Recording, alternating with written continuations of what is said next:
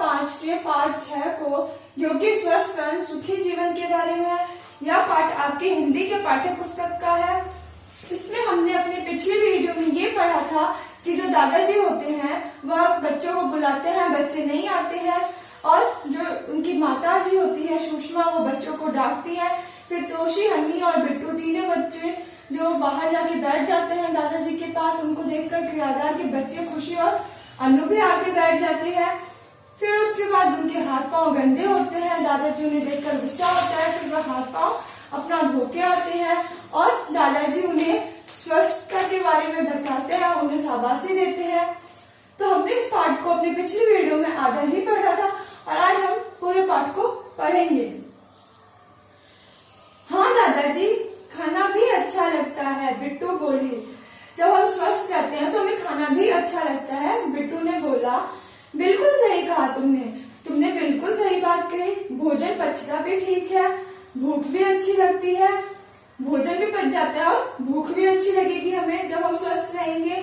मगर यदि हमारी तबीयत ठीक ना हो तो हमें कुछ भी अच्छा नहीं लगता है। लेकिन अगर हम बीमार रहेंगे तो हमें कुछ भी अच्छा नहीं लगेगा, ना भूख लगती है, ना नींद आती है, हम चिड़चिड़े हो जाते हैं और उदासी हमें घेर लेती है। हम चिड़चिड़े हो जाएंगे, हमें गुस्सा आएगा, अगर हमारी नींद नहीं पूरी होगी तो, अगर हम खाना नहीं खाएंगे तो हम स्वस्थ नहीं रहेंगे। हमारा किसी चीज में, पढ़ने में, खेलने में, हंसने में, किसी चीज में मन नहीं लगेगा।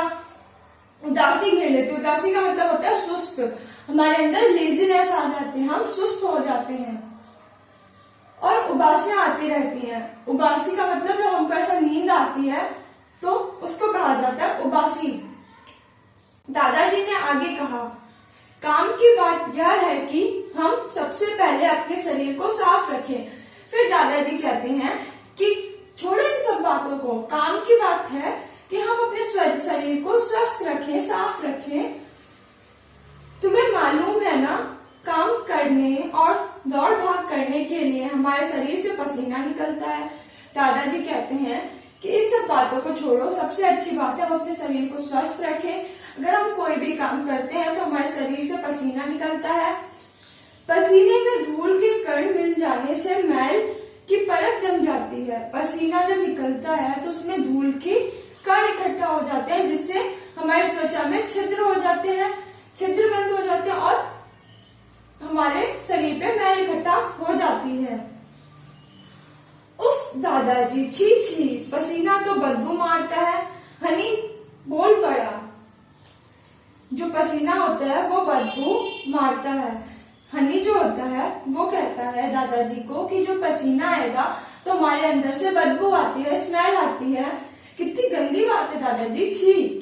हाँ बेटा, इसलिए हमें रोज नहाना चाहिए। दादाजी बोलते हैं हाँ बेटा, इसलिए हमें रोज नहाना चाहिए। हमें शरीर पर मैल नहीं जमने देना चाहिए। हमारा जो शरीर है उसमें हमें मैल इकट्ठा नहीं होने देना चाहिए। मैल जम जाए तो मोटे कपड़े से रगड़ रगड़ कर उतारना चाहिए और सुबह रोज नहाना चाहिए। शाम को हमें दांत साफ करने चाहिए।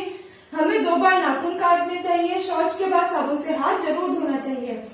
वो बताते हैं दादाजी कि हमें नहाते समय मैल उतारने के लिए मोटे कपड़े से रगड़ना चाहिए और हमें अपने दांत सुबह शाम साफ करने चाहिए। अपने नाखून हफ्ते में 2 बार काटने चाहिए और हमें हमेशा अपने हाथ साबुन से धोने चाहिए।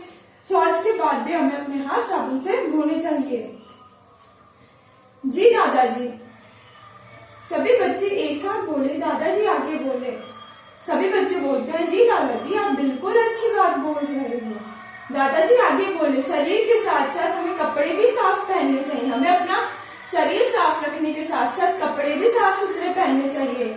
गंदे कपड़ों में कीटाणु हो सकते हैं। जो गंदा कपड़ा होता है उनमें कीटाणु हो सकते हैं। जहां तक हो, हमें कभी बिना धुले कपड़े नहीं पहनना चाहिए। मतलब जहां तक हो सके हमें हमेशा साफ सुथरे और धुले हुए कपड़े पहनना चाहिए। कभी भी गंदे कपड़े नहीं पहनना चाहिए। हमें घर भी साफ सुथरा रखना चाहिए। जो हमारा घर होता है वो साफ सुथरा रखना चाहिए, उसमें गंदगी नहीं रखनी चाहिए। सुषमा आकर बोली तो दादाजी ने कहा। सुषमा आकर बोलती है तो दादाजी कहते हैं हाँ बहू, तुम बिल्कुल सही कह रही हो कि जो हमारा घर है वो हमें साफ सुथरा रखना चाहिए। इस बात पर तो तुमने अच्छी तरह अमल रखा है। अमल करना का मतलब काम करना, उस बात को मानना। दादाजी बोलते हैं कि हाँ बहू, तुमने इस बात को पहले से ही मान रखी है और तुमने घर को साफ रखा है। सुबह उठते ही झाड़ू लगाकर तुम फर्श और दीवार पर धूल नहीं जमने देती हो। दादाजी अपनी बहू को बोलते हैं कि तुम फर्श और दीवारों पर झाड़ू लगा देती हो, जिससे उस पर धूल नहीं जमती है, धूल नहीं इकट्ठा होती है। बच्चों को पता होना चाहिए कि गंदगी से कीटाणु के फैलने का डर रहता है। सफाई नहीं होने पर नालियों में कीचड़ जमा हो जाता है, वहां भी कीटाणु पल सकते हैं। जब अगर नालियां साफ नहीं होंगी तो उसमें भी गंदगी इकट्ठा हो जाती है, उसमें भी कीटाणु फैलते हैं। दादाजी ने यह भी कहा, खुली धूप और ताजी हवा स्वस्थ शरीर के लिए जरूरी है। धूप से हमें विटामिन डी मिलता है, जो शरीर के लिए बहुत जरूरी है। हम जो पानी पीते हैं वह अशुद्ध हो, पानी को छानकर पीना चाहिए। पानी ऐसे कुएं का हो जिसकी रोजाना सफाई होती हो। दादाजी कहते हैं कि हमारे स्वस्थ शरीर के लिए ताजी हवा और धूप बहुत जरूरी है। धूप से हमें विटामिन डी मिलता है, हमें पानी पीते रहना चाहिए। पानी से हमारा शरीर स्वस्थ रहता है और शुद्ध, जो पानी हम पीते हैं वो शुद्ध होना चाहिए। तोशी बोली, हमें गुरुजी ने भी बताया था कि गंदा पानी पीने से हम बीमार पड़ सकते हैं। तोशी बोलती है कि जो हमारे स्कूल अध्यापक हैं, स्कूल के गुरुजी हैं, वो बताते हैं कि गंदा पानी पीने से हम बीमार पड़ सकते हैं। सही बताया तुम्हें, हमें बहुत सी बीमारियां अशुद्ध पानी पीने से होती हैं, हमें शुद्ध पानी पीना चाहिए। तो जो भी हम पानी पीते हैं वो शुद्ध होना चाहिए, गंदा नहीं होना चाहिए, क्योंकि अशुद्ध पानी से बीमारियां होती हैं। बातें हो गई हो तो खाना लगा दो, सुषमा की आवाज आई। सुषमा बोलती है कि अगर आप लोगों की बातें हो गई हो तो मैं खाना लगा दूं। अरे याद आया बच्चों, हमारा भोजन भी स्वस्थ, ताजा, पौष्टिक होना चाहिए। खुली हुई चीज जिन पर मक्खियां भिनभिनाती हो कभी नहीं खाना चाहिए। फल और सब्जियों का उपयोग धोकर समझदारी से करना चाहिए। खुली चीजों और पहले से काट कर रखे फलों को खाने से बीमारी पड़ने का डर रहता है।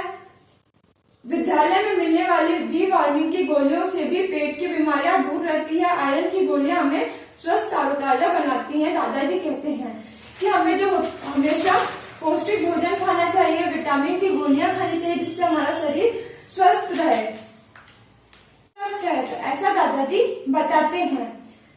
खाना लगा तब तक उन्होंने यह भी बताया कि अच्छी तबीयत के लिए हमें कसरत भी करना चाहिए। रोजाना खेल में रुचि लें, मगर वह हो जिसमें शारीरिक व्यायाम हो। Kho kho, kabaddi, football, volleyball, table tennis, तैराकी आदि से हमें भले चंगे हो सकते हैं। दादाजी बताते हैं कि हमें अपने शरीर को खाने के साथ साथ व्यायाम से भी स्वस्थ रखना चाहिए। विभिन्न तरह के kho kho, kabaddi, football, volleyball, table tennis, इस प्रकार के खेल खेलने चाहिए। तभी दादाजी भी टहराते हुए आए और बातें सुनकर कहने लगे, कुछ मेरी भी सुन लो। खुश रहना अच्छे स्वास्थ्य की निशानी है। ना चिढ़े, ना गुस्सा करें, ना चिंता करें, धीरज और प्रसन्नता दिखाएं। कहा है ना, हंसो और हंसाओ, स्वस्थ और अच्छा तन शरीर पाओ, अच्छा स्वास्थ्य पाओ।